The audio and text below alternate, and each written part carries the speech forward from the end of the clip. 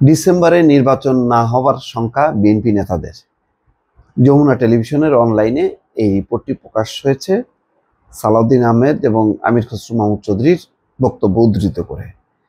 প্রধান উপদেষ্টা তো নিজেই বলেছেন যে প্রথম ডেট হচ্ছে ডিসেম্বর আর লাস্ট ডেট হচ্ছে জুন।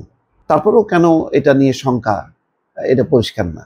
এখন রাজনৈতিক দলগুলোর মধ্যে যদি ভেদাভেদ থাকে বা তাদের মধ্যে যদি মতদ্বৈধতা থাকে, ওই যে কম সংস্কার বেশি সংস্কার এসব নিয়ে যদি তারা সমঝোতায় উপনীত হতে না পারে, তাহলে নিঃসন্দেহে এটা নিয়ে একটা বিশৃঙ্খলা তৈরি হবে।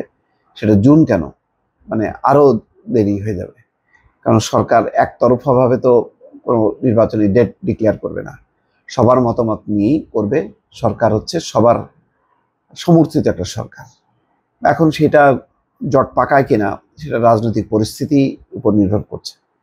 অন্তর্বর্তী সরকারের প্রধান উপদেষ্টা ডিসেম্বরে জাতীয় সংসদ নির্বাচনের সম্ভাবনার কথা জানিয়েছিলেন। অন্যদিকে দেশের বৃহত্তম রাজনৈতিক দল বিএনপি বরাবরই দ্রুত সময়ে নির্বাচনের দাবি জানিয়ে আসছে। দলের স্থায়ী কমিটির সদস্য সালাউদ্দিন আহমেদের অভিযোগ, ডিসেম্বরের নির্বাচনের জন্য সরকার থেকে সহযোগিতা পাচ্ছে না নির্বাচন কমিশন।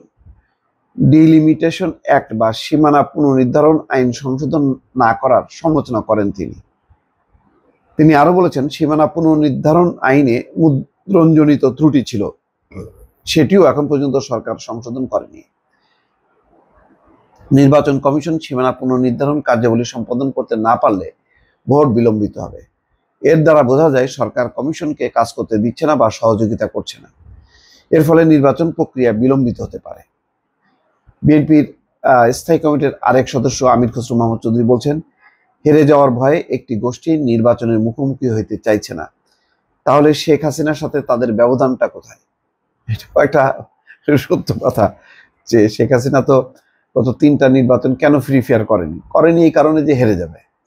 হেরে গেলে তারা উৎখাত হবার একটা ভয় ছিল, যেহেতু অপরাধীদের বিচার করেছে, বিচারের নামে একটা প্রহসন করেছে। তো সুতরাং তারা জানে যে এর পাল্টা প্রত্যাঘাত কি হতে পারে। Labour party chairman Mustafizur Rahman Iran নির্বাচন ও সংস্কারকে আলাদাভাবে যারা দেখছেন তাদের মধ্যে অশুভ শক্তি লুকায়িত আছে।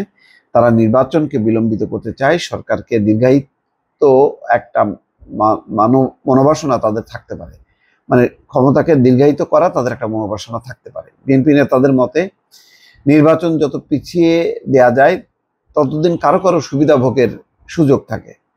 আমির খসরু বলছেন, ক্ষমতা অব্যাহত রাখার একটি চেষ্টা হচ্ছে বলেই অনেকে বলছেন।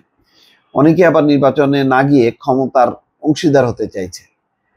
এক্ষেত্রে নির্বাচন পিছিয়ে দিলে তারা সুযোগ সুবিধা ভোগ করতে পারবে, তারাই গণতন্ত্রের পথে প্রধান অন্তরায় হয়ে দাঁড়াচ্ছে। সালাউদ্দিন আহমেদ বলেন, স্থানীয় নির্বাচন আগে চাওয়া তাদের একটা কৌশল হতে পারে, যাতে জাতীয় নির্বাচন বিলম্বিত হয়।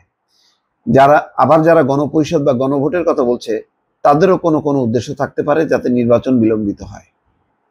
জাতীয় নির্বাচনের জন্য রোডম্যাপ ঘোষণা করা হলে জনমনের স্বস্তি আসবে বলেও মন্তব্য করেন তিনি। এদিকে স্বৈরাচারের কোনো বাসন রুখতে ফ্যাসিবাদ বিরোধী ঐক্য অটুট রাখারও আহ্বান জানিয়েছে বিএনপি। যাক, এখন এই রাজনৈতিক দলের এই বিষয়গুলো নিয়ে মানুষও আসলে ওই শেখ হাসিনার হাত থেকে মুক্ত পাওয়ার পরে সম্ভবত নির্বাচন নিয়ে তারা অতটা আর ভাবছে না। তারা মনে করে যে একটা ভালো গণতান্ত্রিক শাসন, অধিকার, দ্রব্যমূল্য নিয়ন্ত্রণ এগুলি করতে পারলে আর নির্বাচন পরে হলেও চলবে, এরকম একটা মানসিকতা দেখা যাচ্ছে। দর্শক ভালো থাকবেন, আল্লাহ হাফেজ।